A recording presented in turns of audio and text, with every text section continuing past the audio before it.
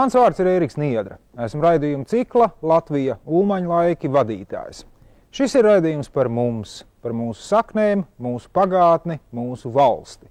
Par to, kā mēs dzīvojām un sasniedzām iecerēto, par mūsu priekiem un bēdām, par mūsu veiksmēm un kļūmēm, par tiem, ko mēs mīlējām un par to, kā mēs mīlējām.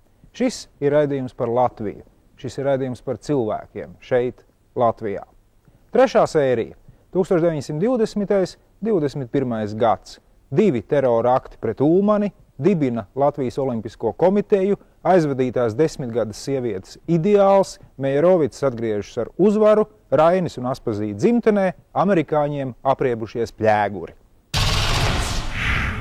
Ar zāli aizaug kaujas lauki un bezvēsts kritušo karavīru kapi. Lai viņus godinātu, Francijā pie Triumfa arkas abedīja kādi kareivi mirstīgās atliekas un iededz mūžīgo uguni. Uz kapa plāksnes rakstīts nezināmais kareivis. Šāda tradīcija izplatās pa visu pasauli.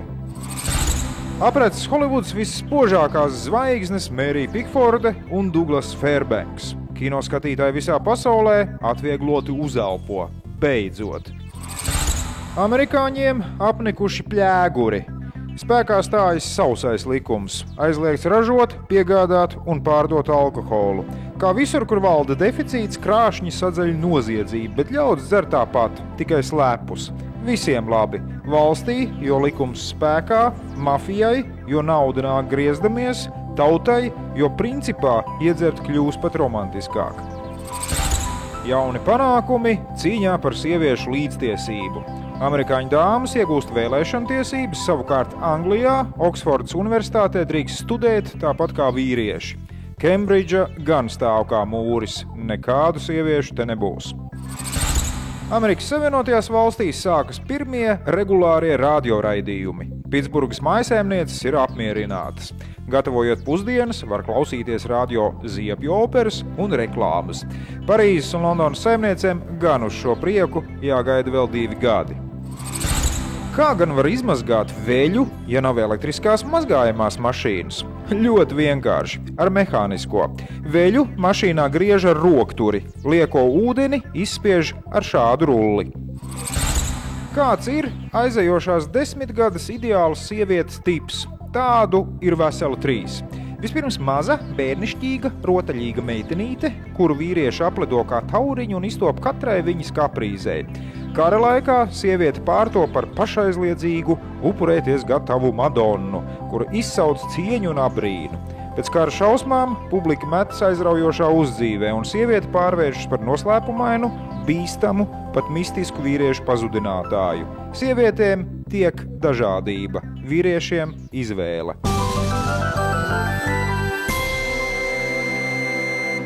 Kas tā par valsti bez savas himnas? Satversmes sapulce nolēma, ka tā būs Baumaņa Kārļa Dievs svētī Latviju, lai gan strīda ap to nerimsts vēl 5 gadus. Daži saka, ka ritmu Baumanis nolūkojas no svešiem paraugiem, daži uzskata, ka teksts ir nedzejisks un tukšs. Punktu tam pieliek Jāzeps Vītols. Dziesma ir laba, tauta to iemīļojusi, vienīgi nepieciešams dekrēts par tā izpildījuma veidu. Tanī ziņā valda pilnīgs haoss. Aprīlī notiek pirmās brīvās vispārējās vēlēšanas. Balstiesības ir visiem Latvijas pilsoņiem no 21 gada vecuma. Tauta izvēl 152 pārstāvjus, kuru galvenais uzdevums ir izstrādāt jaunās valsts pamatlikumu Satversmi. Tāpēc arī šo augstāko varas orgānu nosauc par Satversmes sapulci. Par priekšsēdi sapulci ievēl Jāni Čaksti. Kāda sirdī mīļa idille. Mazie pilsētas tvaikonīši atkal pukšķi pa Daugavu. Satiksme starp Rīgu un Iļļu ciemu ir atjaunota. Pēc Satversmes sapulces sanākšanas Ulmaņa valdība demisionē. Visvairāk balsu ir savākuši sociāldemokrāti. Saskaņā ar paredzēto kārtību Čakste aicina viņus sastādīt valdību. Sociāldemokrātiem tas neizdodas. Tad Čakste griežas pie otras lielākās frakcijas Zemnieku savienības. Ulmanis spēja sastādīt valdību. Šī jau ir 4. valdība pēc kārtas, kurā viņš ir ministru prezidents. Valdības prioritātes – ārējā drošība, iekšējās dzīves sakārtošana, korupcijas iznīdēšana valsts darbinieku vidū. Uz Ieriķu Gulbenes dzelzceļa diennakts laikā 2 smagas avārijas. Starp Dzērbeni un Rāmuļiem no lokomotīvas trieciena tiek iekustināti 3 malkas vagoni, kas lielā ātrumā saduras ar 2 citiem. Visi izgāžas no sliedēm. Starp Lizumu un Tirzu saduras balasta vilciens ar pretī braucošu troli. Izmeklēšanā vēlāk noskaidrojas parasta nolaidība. Bastei bulvārī atveras vēlāk slavenais, izsmalcinātais un dārgais Otto Švarca restorāns. Tas Rīgas centrā kļūst gan par ievērojamu zīmi, gan biežu un iecienītu pulcēšanās, uzturēšanās un ieturēšanās vietu. Kā aši tikt pie turības, gudras galvas ir izplānojušas, ka jāierīko tabakas plantācijas. Eksperimenti rādot, ka vismaz daļā Latvijas tabaka labi padodas, it īpaši Kurzemē. Tā kā ārzemju sēklas šobrīd ir grūti dabonāmas, tad audzēs no vietējām. Audzēt gribētāju netrūkst. Trimdnieku vidū, kas atgriežas tēvzemē, ir arī brīvās Latvijas valsts pareģis un saucējs Rainis. Jānis Pliekšāns pēc īstās pases.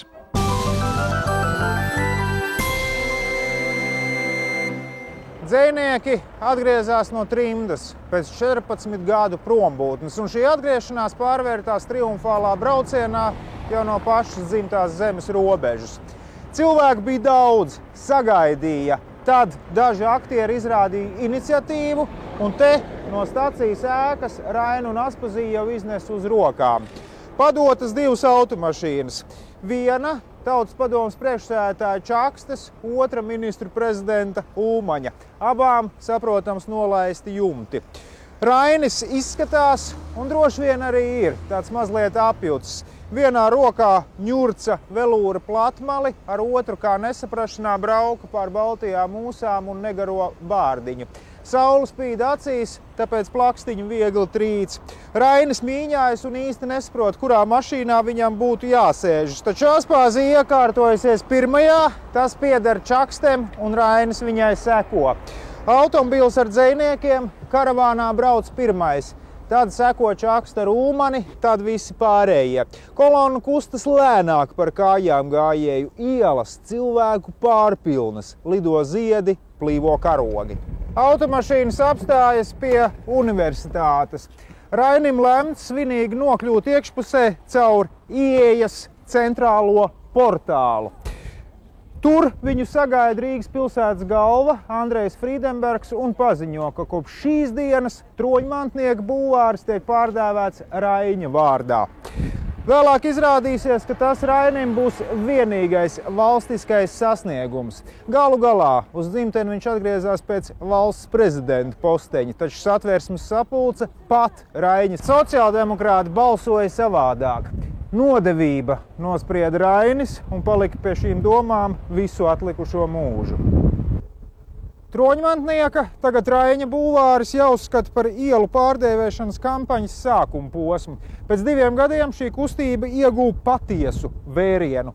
Galveno Aleksandra ielu pārdēvēja par Brīvības. Par to pēc Cēsu un Juglas kaujām pilsētā atgriezās Latviju karavīri.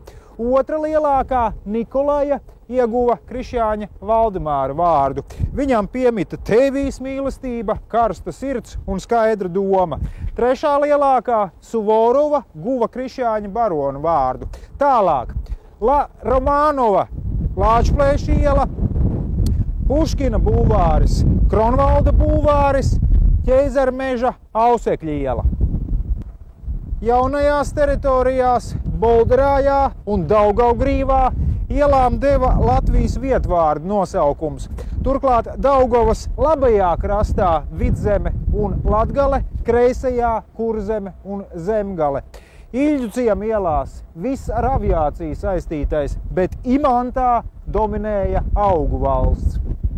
Uz Teikas rajonu pārceļoja viss, ko vien varēja atrast eposā Lāčplēsis, bet Purvciemā iemūžināta dzimtenes fauna. Ežu, kurmju, lapsu, meģņu, pīļu, stārķu, varžu un pat sēsku ielas.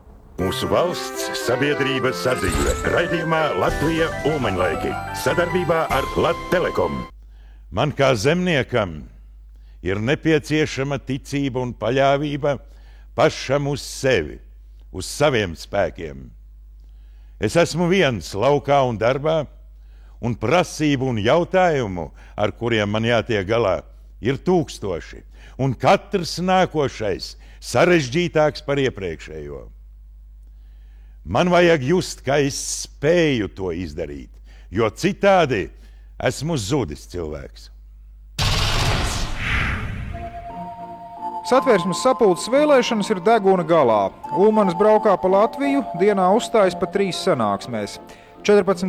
aprīlis. Ulmanis brauc uz nākamo tautas sapulci Lubānā. Ceļš ievīs mežā. Pēkšņi sprādziens. Ceļam priekšā gāžas spriede. Šoferis zibenīgi bremzē. Braucēji metas grāvī, adjutants nokomandē. Tiklīdz parādās uzbrucēji, tūlīt no revolvēriem virsū.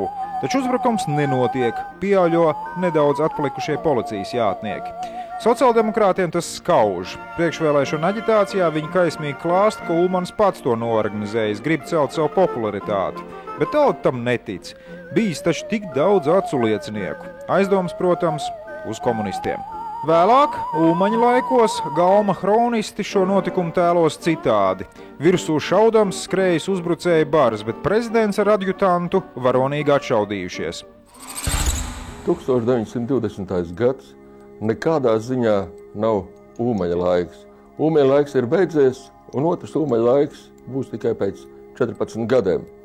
1920. gads ir arī objektīvi, varbūt neizdevīgs Ulmaņa talantu parādīšanai, jo 20. gadā joprojām ir karš stāvoklis, trako krimināls un politiski kriminālas bandas valstī, ekonomisks sabrukums, bet pats galvenais ir satversmes sapulce, un ar satversmes sapulci ir sācies jauns laiks, kas prasa jaunu politiķi, vairāk parketa diplomātu, veiklu, izveicīgu, cienītu dažādās politiskās nometnēs. Kārlim Ulmanim netrūka konkurentu 1920. gadā arī paša partijas Latviešu zemnieku savienības ietveros. Neapšaubām, kā pirmais viņa politiskais konkurents, kā pirmais politiskais sāncensis šeit ir jāmin Latvijas ārlietu ministrs Zigfrīds Anna Meirovics. Zigfrīds Anna Meirovics jau bija panācis ļoti lielu popularitāti, un viņa sabiedriskais oreols jau šajā gadā sāka aizēnot Kārļa Ulmaņa popularitāti. Taču neapšaubāmi Kārļa Ulmaņa popularitāte, autoritāte vēl šajā gadā bija visai liela.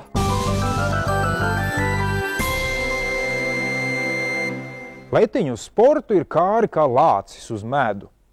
Vēl Latvija nav starptautiski atzīta, kad nodibinās Latvijas Olimpiskā komiteja un tūlīt ķeras pie darba. Septembrī notiek Latvijas vispārējie sporta svētki. Galvaspilsēta ir karogota, 350 sportisti, 8000 skatītāji. Sacensības notiek 12 sporta veidos. Visi sasniegumi tiek reģistrēti kā Latvijas rekordi, jo tie, kas bijuši pirms Latvijas neatkarības, par rekordiem vairs uzskatīti netiek. Latvija noslēdz pamieru ar Vāciju. Vēlāk šis līgums pārtaps miera līgumā. Kādā runā Krievijas komunistu vadonis Ļeņins saka, ja šīs mazās valstis būtu maršējušas pret mums, mēs bez šaubām būtu sakauti. Tas ir katram skaidrs. Jautājumu, kas būtu, ja būtu, vēsture nepazīst. Bet 20. gada 11. augustā Rīgā tiek parakstīts miera līgums.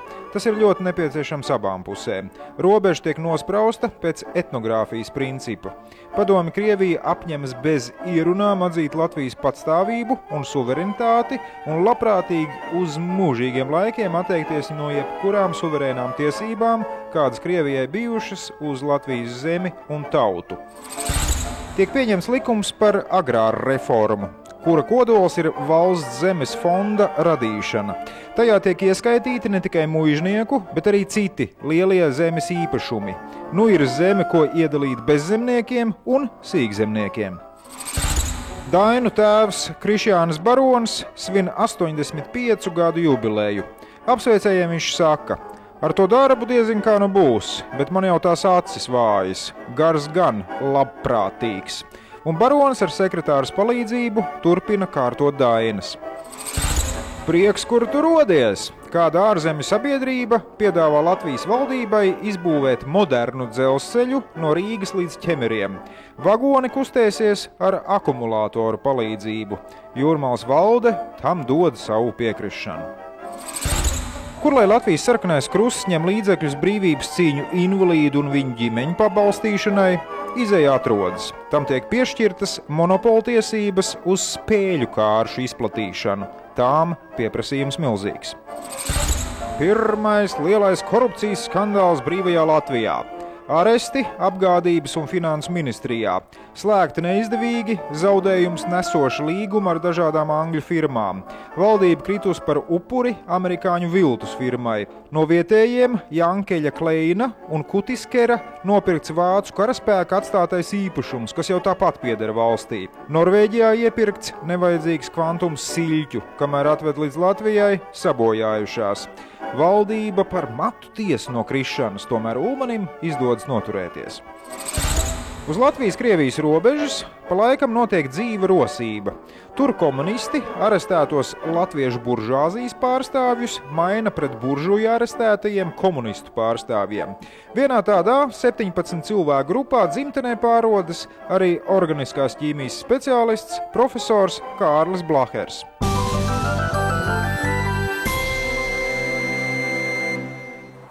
Vai interesi par paralēlo pasauli izrādīja pārdabiskām spējām apveltīti dīvaini? Nē, un vēlreiz nē, absolūti maldīgs priekšstats. Okultismu priekšpulkā soļoja pirmām kārtām izglītoti ļaudis, zinātnieki. Profesors Voldemārs Maldonis, docents Jānis Kupcis, literatūras zinātnieks Arnolds Klaustiņš, pat Anna Rūmana Ķeniņa, kas bija nolēmusi savu dzīvi veltīt jogai un budismam, nevelti viņš Šveicē skolojās pie tā laika indiešu modes filozofa Krišna Mutrī, pēc atgriešanās Latvijā kaut kā ļoti ātri pievērsās parapsiholoģijai un iesaistījās Rīgas psihiskās pētīšanas biedrības sastāvā. Biedri, pētnieki sanāca Šķūņielā nedēļas nogalēs. Diskusijas, priekšlasījumi, izdeva pat savu žurnālu Zēlenproblēme. Taču viens no aktīvākajiem biedrības biedriem un spiritisko seansu apmeklētājiem bija Latvijas universitātes profesors Kārlis Blahers. Viņš pasniedz šajā ēkā, ķīmijas fakultātē. Spiritisko pulciņu seansos bija sastopami diva veida apdāvinātie cilvēki, saukti par mēdījiem, runājošie un rakstošie.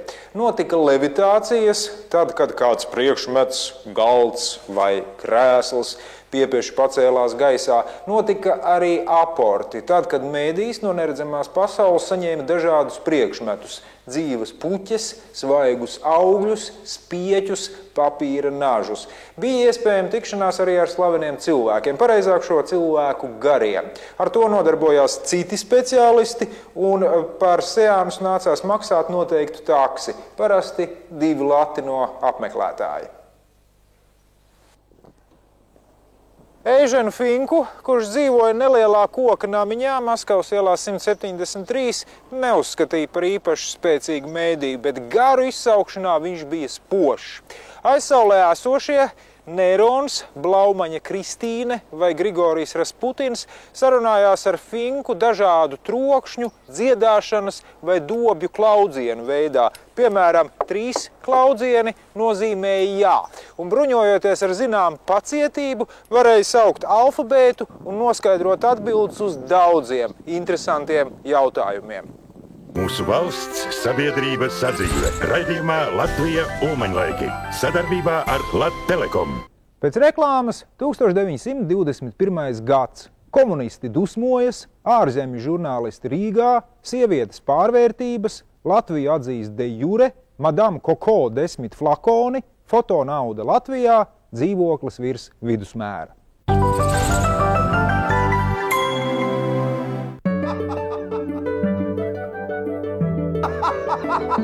Smieties, uzklausīt, atzīties.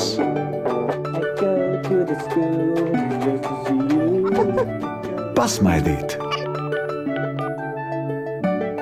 Viss sākas ar sarunu. Esam tuvāk Latvijas Telekom.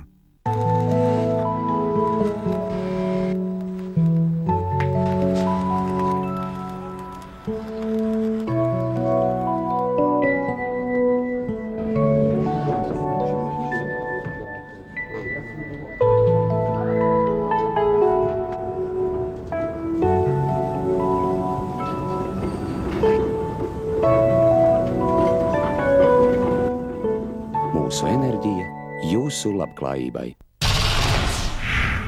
Turpinājumā par 1921. gadu. Jauns atentāts pret Ulmani, sievietes pārvērtības, ārzemju žurnālisti Rīgā, Latviju atzīst de jure, Madame Coco 10 flakoni, fotonauda Latvijā, dzīvoklis virs vidusmēra. Daudz domā, ka Alberts Einsteins Nobeļa prēmiju saņēmis par relativitātes teoriju, taču tā nav. Ņūtona klasiskās fizikas apustuļu rindas vēl ir stipras, un Einsteinam prēmiju piešķir par pētījumiem fotoefekta jomā. Coco Chanelas firmā ir radītas jaunas smaržas ar rūgteni saldu aromātu. Bet kādā flakonā lai pilda? Paraugam tiek piedāvāti veseli 10, katrs ar savu kārtas numuru. Madame Coco norāda uz 5. pudelīti. Flakona dizains pēc tam gadu gaitā mainās reizes 15, taču nosaukums paliek nemainīgi vecais, pasaules slavenais – Chanel numur 5. Padomju Krievijas saimniecība karos ir galīgi izpostīta. Ļeņins pasludina jauno ekonomisko politiku – NEPu. Komunisti svarīgākās valsts sviras patur savās rokās, bet pārējā rīkojas privātie. Ortodoksālie komunisti ir sašutuši. Ko? Atgriešanās pie kapitālisma? Ļeņins viņus nomierina. Tas tikai uz laiku. Ļausim tautai atkopties, tad celsim īsto sociālismu. Nomirst slavenais itāļu tenors Enrico Caruso un piedzimst nemazāk slavenais tenors Mario Lanza. Viņš filmējas arī vairākās muzikālās filmās, un kāda sakritība atveido savu priekšgājēju filmā Lielais Caruso. Itālijā droši uz priekšu maršē fašisti. Viņu atbalsts tautā aug, parlamentu vēlēšanās viņi iegūst 35 vietas, un nu jau viņi ne no viena nebaidās. Pret saviem pretiniekiem, īpaši komunistiem, viņi lieto teroru, izraisa asiņainas sadursmes, laiž darbā nažus, rungas, šaujamieročus. Atpūtas laikā pie Campobello ezera kādu vīru burtiski paralizē poliomielīts. Kopš tā laika līdz pat savai nāvei viņš pārvietosies invalīdu ratiņos. Tas ir Franklins Delano Roosevelts. Tikai pateicoties fantastiskajam gribas spēkam un sievas Eleonoras vīrišķībai, viņš nākotnē 4 termiņus pēc kārtas kļūs Amerikas Savienoto Valstu prezidents. Ķīnā valda anarhija. Inteliģents ar vien vairāk aizrauj Marksa un Ļeņina idejas. Nodibinās Ķīnas komunistiskā partija. Viens no partijas pirmā kongresa delegātiem ir 28 gadus vecais Mao Zeduns. Indija joprojām ir Anglijas kolonija, taču indieši paši grib lemt par savu likteni. Par masu partijas kongresa vadītāju kļūst Gandijs, nevardarbīgas pretošanās sludinātājs. Indieši pārstāja maksāt nodokļus, aiziet no darba valsts iestādēs, boikotē vēlēšanas, neiet valsts skolās, rīko miermīlīgus gājienus un mītiņus. Nu ko angļi ar tādiem lai iesāk? Kādu atgriezies no kara vīrietis ierauga mīļoto sievieti. Viņa ir kļuvusi patstāvīga, sabiedriska, strādā algotu darbu un vairs negrib būt mājsaimniece vīra maizē. Viņa vēlas veidot savu dzīvi un karjeru pati. Dzimuma attiecības Eiropas pilsētās tagad ir 3-1. Par vīrieti jācīnās. Un paraugs ir filmu zvaigznes, kuras tā sajūsmina vīriešus. Glorija Svensone, Grēta Garbo, Teda Bara. Ekrāna dīvas ietekmē modi un izturēšanos.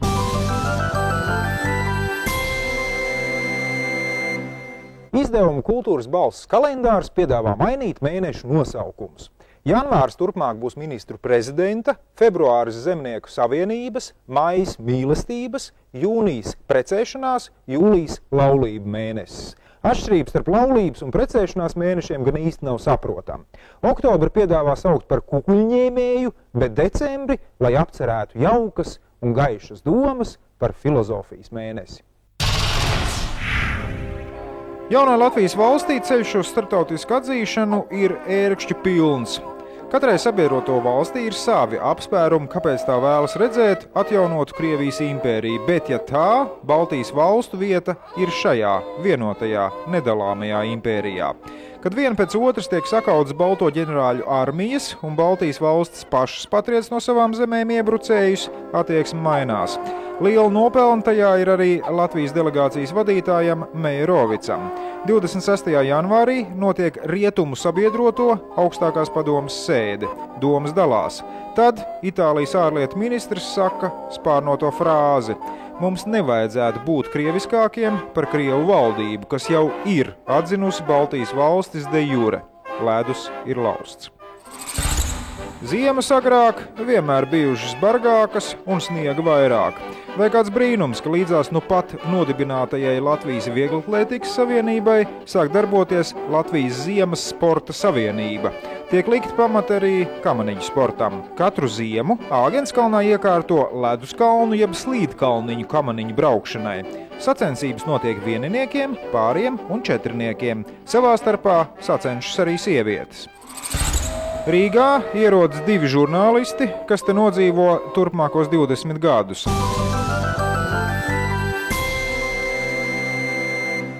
Ārzemju žurnālisti tā pus pa jokam, pus nopietni pat bija nodibinājuši savu dombiedru pulciņu Association d'étrangers. Tā kodols nopietnu izdevumu, nopietni ļaudis. Un kaut kādus šaubīgus tipiņus, kas arī teicās no avīzēm nākuši, tajā viss neuzņēma. Asociācijas vecbiedrs vācu žurnālists Bernhards Lamejs. Vēl allaž nevainojami ģērbtais Havasa aģentūras pārstāvis Marcels Segrests. Vēl pabālais un gaišmatainais Reginalds Urch no Britu Times un atraktīvais amerikānis Donalds Dejs. Par Deju īpašs stāsts. Sākumā viņa ziņojumi no Latvijas bija izteikti negatīvi, bet līdz brīdim, kad viņam atradās kopīga aizraušanās ar valsts kancelējas direktoru Dāvidu Rudzīti. Un šīs aizraušanās vārds – makšķerēšana. Kopš tā brīža Chicago Tribune, ja vispār rakstīja kaut ko par Latviju, tad rakstīja labvēlīgi. Cienējamie žurnālisti allaž pulcējās Doras Jirgensonas 26. gadā atvērtajā operas kafejnīcā pa dienu, kamēr gaišs. Par spīti kuplajam apmeklētāju lokam viņiem vienmēr bija rezervēts savs galdiņš pie loga. Lielākais pieplūdums operas kafejnīcā pēc biržas slēgšanas. Tad šurp saplūda mākleri ar saviem klientiem, turpināja tirgoties, kaulējās, lamājās vai plēsa jokus. Ellis Tracis. Pēc 5 kļuva mazliet brīvāks, tad viesiem uzstājās orķestris ar slaveno vijolnieku Bruno Čunčiņu. Čunčiņš bija savdabīga operas kafejnīcas vizītkarte, un viesi to novērtēja un baudīja. Kā jau kafejnīcā, plašs kafejas piedāvājums. Paldies. Ekspreso 40, bez kofīna 50, dubultā moka vai turku gaumē pa latu. Augstā vērtē arī smalkmaizītes un kūkas. Kafejas maizīte 12, rožu 15, kūkas līdz 30, tortas līdz 50 centīmiem. Nopietnākām prasībām sviestmaizes ar šveices sieru 40, bet greznāko pa 75 centīmiem greznoja Zardīne. Kafejnīcas abos stāvos strādāja 20 apkalpotājs. Visām akurāta, vienota uniforma. Brūns ar baltu priekšautiņu, baltu apkaklīti un baltām aprocītēm. Arī kurpes brūnas. Vien, lai netraucētu viesus ar papēdīšu klaboņu, tās aprīkotas ar gumijas zolēm. Mūsu valsts sabiedrība sadzīve. Raidījumā Latvija Ulmaņlaiki. Sadarbībā ar Lattelekom. Ja reiz lēmums taisīts, lai viņš tad ir galīgs. Nesāc tūlīt visu prātošanu atkal no gala. Nesāc lēmumu atkal grozīt. Ja pēc rūpīgas un vispusīgas pārlikšanas viens ceļš ir atzīts par labāko, nekavējoties ķeries pie darba. Anglijas konsuls Rīgā Laudons ziņo Britu ārlietu ministram. 27. aprīlī notika atentāta mēģinājums pret ministru prezidentu Ulmaņa kungu. Uz viņa auto sviestas 2 bumbas. Viņam dodoties uz mītiņu kādā pilsētiņā apmēram 40 jūdži no Rīgas. Abas bumbas sprāga, bet kaut auto nedaudz sabojāja un vienu no pavadoņiem ievainoja. Ulmaņa kungs palika neievainots. Uzbrucēji aizbēga un nav zināms, kādi bija atentāta iemesli. Ko Ulmanis iesāk pēc demisijas? Visu savu enerģiju viņš velta Zemnieku savienības nostiprināšanai un reorganizācijai. Izveido partijas biroju, rediģē laikraksta Brīvā zeme nedēļas pielikumu Zemes spēks. Šajā laikā domstarpības starp autoritāro Ulmani un demokrātiskas pārliecības Satversmes sapulces priekšsēdētāju Jāni Čaksti sāsinās līdz Baltkvēlei. Ulmanis uzvar. Čaksti izstājas no Zemnieku savienības un pieslējas Demokrātiskā centra partijai. Īpašs jautājums neapšaubāmi ir jautājums par Ulmaņa attiecībām ar Jāni Čaksti, arī ar ļoti izcilu tādu politiķi, kas šajos gados bija gan Tautas padomes priekšsēdētājs, bija gan Latvijas Satversmes sapulces priekšsēdētājs, gan arī Latvijas prezidents. Tāda epizode ir saglabājusies atmiņas stāstījumos, kad Ulmanis aiziet pie Čakstes, ja, tātad kā valdības galva pie Satversmes sapulces priekšsēdētāja ar ziņojumu. Nu, un šis korpulentais, nosvidušais Ulmanis apsēžas ar savu piebāzto portfelīti, ja, Satversmes sapulces priekšsēdētāja priekšā, kurš momentā tā diezgan asi aizrāda, kā valdības vadītājiem, ierodoties pie Satversmes sapulces priekšsēdētāja, gan pēc visām diplomātiskām normām un pēc visas etiķetes nāks stāvēt kājās. Ja, tātad arī varbūt izveidojas interesanti, jo arī no Čakstes puses Čakstēm vispār praktiski nav ziņu, ka viņiem būtu politiski ienaidnieki, izņemot Ulmani. Laika biedri ir atstājuši savas atmiņas par to, ka šis strīds starp Ulmani un Čaksti ir iesācies 1918. Gada novembrī, dažas dienas pēc Tautas padomes izveidošanas. Čakste bija ļoti nikns par to, kad ir izveidota šāda jauna institūcija, Tautas padome, kam bija lemts kļūt par Latvijas pagaidu parlamentu, kam bija lemts kļūt par Latvijas priekšparlamentu. Čakste uzskatīja, ka šajā laikā jau pastāvēja noteikta institūcija, un šī institūcija bija Latviešu pagaidu Nacionālā padome, un Čakste uzskatīja, ka šī institūcija ir starptautiski atzīta institūcija. To bija jau 1918. gada 11. novembrī atzinusi Lielbritānija, un līdz ar to pēc Čakstes ieskatiem nekāda jauna institūcija Latvijai 1918. gada novembrī nebija vajadzīga. Čakste uzskatīja, ka Ulmanis, kā viens no vadošiem politiķiem, ir, panācis šo Tautas padomes nodibināšanu un līdz ar to gāzis starptautisku atzītu Latvijas valdību.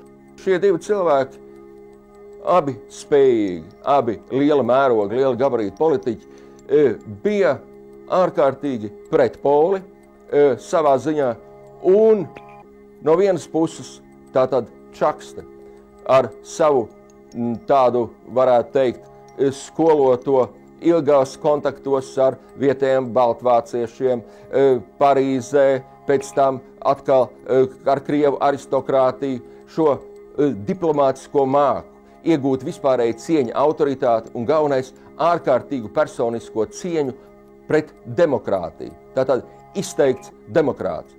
Bet no otras puses tas bija Kārlis Ulmanis, kuram neraugoties arī uz viņa Eiropas un Amerikas studijām, viņš bija un palika savā, izteiksmē, varbūt savās manierēs, lauku agronoms.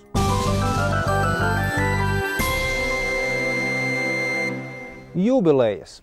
Apritējuši 400 gadi, kopš dižais ticības reformātors Mārtiņš Luters svieda ar tintas pudeli velnā. 225 gadi, kopš ābols uzkrita Ņūtonam uz galvas, 141 gads, kopš, paredzot ministra prezidenta piedzimšanu, izgudrots automobīlis, un 1 gads pagājis kopš brīža, kad evaņģēliski luteriskās komisijas loceklis Jānis Lapiņš ievēlēts par pažarnieku priekšnieku Jelgavā. Kurzemē, pie jūras zemienē, vienkopus atrodas liela dabas daudzveidība. Morēnas līdzenums, Baltijas jūras senkrasts, pie jūras tipa purvs, kāpas ar sausieņu mežiem, liedaks un kas tik vēl ne. Tur ligzdo arī dažādi reti putni. Skaidrs, ka unikālais dabas stūris jāsargā no cilvēkiem. Tur izveido Slīteres rezervātu. Ir mums tāds izcils spēka vīrs Jānis Krauze. Viņš ir pirmais latviešu pasaules čempions svarcelšanā. Tiesa, tas notiek pirms Latvija kļūst par valsti, bet Jāņa slava ir tik liela, ka jaundibināto atlētu biedrību nosauc par Krauzi. Biedrība kļūst populāra, tai izveidojas nodaļas provinces pilsētās. Šobrīd apgrozībā ir pagaidu nauda, Latvijas rubļi, bet naudas viltotāji nevar nociesties, kamēr pāries uz īsto naudu. Ar foto palīdzību viņi sāk viltot 50-niekus. Līdz ar to ministru kabinets izdod rīkojumu, ka 50 rubļu naudas zīmes izņemamas no apgrozības. Kādos gan dzīvokļos mitinās deputāti. Neteiksim, ka greznos, bet neteiksim arī, ka trūcīgos. Nu tā, virs vidusmēra. Deputāti un ierēģi savu dārgo laiku dzīvokļu meklējumos viss nešķieda. Tos viņiem piemeklēja valsts par brīvu, ar apkuri un apgaismojumu. Turklāt, jo augstāks amats, jo lepnāks dzīvoklis. 1. 3. kategorijas civildienestā esošajiem pienācās 5 istabu, 4. 7. 4 istabu dzīvoklis un tā tālāk. Ja dzīvoklis patrāpījās lielāks nekā pēc amata pienācās, par liekajām istabām vajadzēja piemaksāt. Rīgā, Jūrmalā, Daugavpilī, Liepājā 8 lati, pārējās pilsētās 7 lati mēnesī, protams, ne jau gadā. Algas pirmajai augstākajai kategorijai dzelzceļa direktors, departamenta priekšsēdētājs, ministru tehniskie biedri 600–660 lati. Zemākajai 20. kategorijai strādnieki, kalpotāji, sargi attiecīgi 78 lati mēnesī. Saeimas deputāts Valdemārs Bastiānis, piemēram, dzīvoja Valdemāra ielā 27–29, 7. dzīvoklī. 10 istabas Bastiānim, viņa sievai un 3 bērniem tomēr šķita mazliet par daudz, tāpēc kā apakšīrniece tika uzmeklēta kāda veca angļu leidija un deputāts pieticīgi apdzīvoja vien pārējās 8. Plašums, mēbeles, tas bija. Ar ērtībām tā pašvakāk nosacīti, protams. Dzīvokļus kurināja ar malku, no krāna tecēja augstais ūdens. Ēdienam, ūdenim un saimniecei, kur rosīties, tāpēc eksistēja plīts. Iekuram žagariņi, ugunī šķilas. Cepeškrāsnes. Parasti arī tvertne pārsekta ar vāku ūdens sildīšanai. Un te ļoti ērta padarīšana – ieres. Gatavais ēdiens ne tikai nezaudēja savu temperatūru, bet arī ārējo izskatu un garšu. Valsts augstākās amatpersonas tika izmitinātas tuvāk savam rakstām galdam, darba telpās. Saeimas namā atradās tās priekšsēdētāja Paula Kļaviņa dzīvoklis, bet Rīgas pils 9 istabās mita Jānis Čakste, jo likums noteica valsts prezidents bezmaksas lietošanā saņem vasaras un ziemas dzīvokļus ar iekārtu, tātad mēbelēm, pieņemamajām telpām, apgaismošanu un apkuri. Reprezentācijas telpas ar to pašu apgaismošanu un apkuri, kā arī apkalpojošo personālu augstāk minēto reprezentācijas vajadzību apkalpošanai. Personīgajiem tēriņiem 22. 23. gada budžetā prezidenta alga bija noteikta 720 000 rubļu. Tas ir 60 000 mēnesī rubļu. Ja pārēķina latos, 1400 latu.